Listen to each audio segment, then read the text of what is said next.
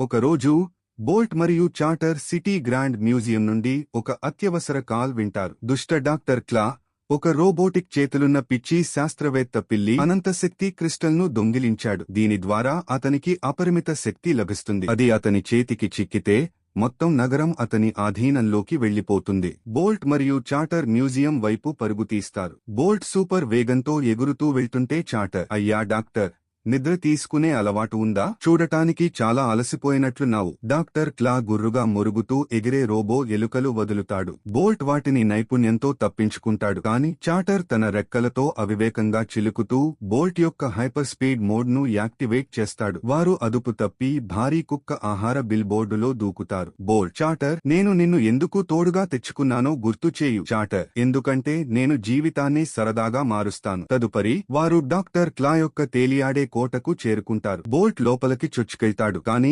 Doctor క్లా అతన్ని super dog వ్యతిరేక క్షేత్రంలో బంధిస్తాడు. ఇప్పుడు చార్టర్ అతన్ని కాపాడాలి. తన తెలివితేటలు మరియు కొంత అదృష్టం ఉపయోగించి చార్టర్ అద్వితీయమైన మాటలు మరియు చెత్త జోకులతో డాక్టర్ క్లాను విసిగిస్తాడు. ఈ అవకాశం తీసుకుని బోల్ట్ సూపర్ భయంకరమైన మురుగుతో కోటను ఛిద్రం చేసి డాక్టర్ క్లాను పిల్లి నిప్పుల గుంపులో పడేస్తాడు. నగరం కాపాడబడింది. బోల్ట్, చార్టర్, నువ్వు నాకు ఎప్పుడూ చిక్కుల్లో పడేసినా నువ్వు లేని ప్రపంచాన్ని ఊహించలేను. చార్టర్ ముసిముసిగా నవ్వుతూ, నాకు కూడా తెలుసు, లేకపోతే నువ్వు అంత ఫేమస్ ఎలా అవుతావు? వారు ఇద్దరూ నవ్వుతూ తదుపరి సాహసం కోసం దూసుకెడతారు.